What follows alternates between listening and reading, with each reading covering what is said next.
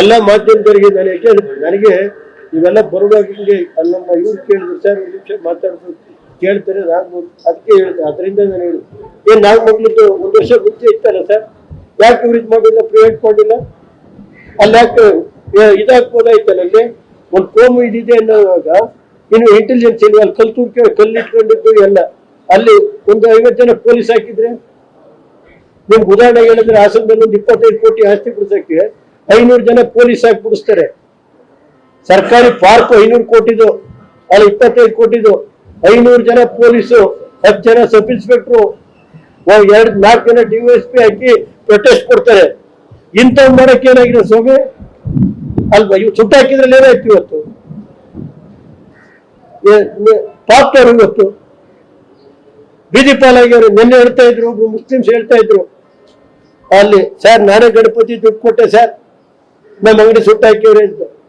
ಇವತ್ತು ಯಾವ ಪರಿಸ್ಥಿತಿ ಬಂದೈತೆ ಅಂದ್ರೆ, ವೋಟ್ ಬ್ಯಾಂಕ್ ರಾಜಕಾರಣ ಮಾಡೋದು ಜಾಸ್ತಿ ದಿನ ನಡೆಯಲ್ಲ. ಅದು ಮಾಡಕ್ ಹೋಗಿ ಇವತ್ತು ಕಾಂಗ್ರೆಸ್ ಸ್ಥಿತಿ ಬಂದಿದೆ. ಮುಂದಿನ ದಿನದಲ್ಲಿ ಅಷ್ಟೇ ಎಲ್ಲ ಮಾಧ್ಯಮದವರಿಗೆ ನಮಸ್ಕಾರ. ಎಲ್ಲ ಮಾಧ್ಯಮದವರಿಗೆ ನನಗೆ ಇವೆಲ್ಲ ಬರುವಾಗ ಹಿಂಗೆ ನಮ್ಮ ಇವ್ರು ಕೇಳಿದ್ರು ಸರ್ ಒಂದು ನಿಮಿಷ ಮಾತಾಡ್ಬೋದು ಕೇಳ್ತಾರೆ ನಾಗ್ಬೋದು ಅದಕ್ಕೆ ಹೇಳಿದೆ. ಅದರಿಂದ ನಾನು ಹೇಳಿದೆ ಏನ್ ನಾಗಮಂಗಲದ್ದು 1 ವರ್ಷ ಮುಂಚೆ ಇತ್ತಲ್ಲ ಸರ್, ಯಾಕೆ ಇವ್ರು ಇದು ಮಾಡಿಲ್ಲ, ಪ್ರಿವೆಂಟ್ ಮಾಡಿಲ್ಲ? ಅಲ್ಲಿ ಯಾಕೆ ಇದಾಗ್ಬೋದಾಯ್ತಲ್ಲ, ಅಲ್ಲಿ ಒಂದು ಕೋಮು ಇದಿದೆ ಅನ್ನೋವಾಗ ಇನ್ನು ಇಂಟೆಲಿಜೆನ್ಸ್ ಇಲ್ವ? ಅಲ್ಲಿ ಕಲ್ಲಿಟ್ಕೊಂಡಿದ್ದು ಎಲ್ಲ ಅಲ್ಲಿ ಒಂದು 50 ಜನ ಪೊಲೀಸ್ ಹಾಕಿದ್ರೆ, ನಿಮ್ಗೆ ಉದಾಹರಣೆ ಹೇಳಿದ್ರೆ ಹಾಸನದಲ್ಲಿ ಒಂದು 25 ಕೋಟಿ ಆಸ್ತಿ ಬಿಡಿಸಕ್ಕೆ 500 ಜನ ಪೊಲೀಸ್ ಹಾಕಿ ಬಿಡಿಸ್ತಾರೆ. ಸರ್ಕಾರಿ ಪಾರ್ಕ್ 500 ಕೋಟಿದು, ಅಲ್ಲಿ 25 ಕೋಟಿದು, 500 ಜನ ಪೊಲೀಸು, 10 ಜನ ಸಬ್ ಇನ್ಸ್ಪೆಕ್ಟ್ರು, 4 ಜನ DYSP ಹಾಕಿ ಪ್ರೊಟೆಸ್ಟ್ ಕೊಡ್ತಾರೆ. ಇಂಥವ್ ಮಾಡಕ್ಕೆ ಏನಾಗಿದೆ ಸ್ವಾಮಿ ಅಲ್ವಾ? ಇವು ಸುಟ್ಟ ಹಾಕಿದ್ರಲ್ಲಿ ಏನಾಯ್ತು ಇವತ್ತು?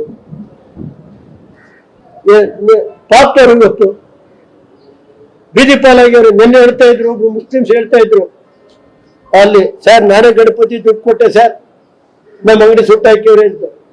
ಇವತ್ತು ಯಾವ ಪರಿಸ್ಥಿತಿ ಬಂದೈತೆ ಅಂದ್ರೆ, ವೋಟ್ ಬ್ಯಾಂಕ್ ರಾಜಕಾರಣ ಮಾಡೋದು ಜಾಸ್ತಿ ದಿನ ನಡೆಯಲ್ಲ. ಅದು ಮಾಡಕ್ ಹೋಗಿ ಇವತ್ತು ಕಾಂಗ್ರೆಸ್ ಸ್ಥಿತಿ ಬಂದಿದೆ. ಮುಂದಿನ ದಿನದಲ್ಲಿ ಅಷ್ಟೇ ಎಲ್ಲ ಮಾಧ್ಯಮದವರಿಗೆ ನಮಸ್ಕಾರ.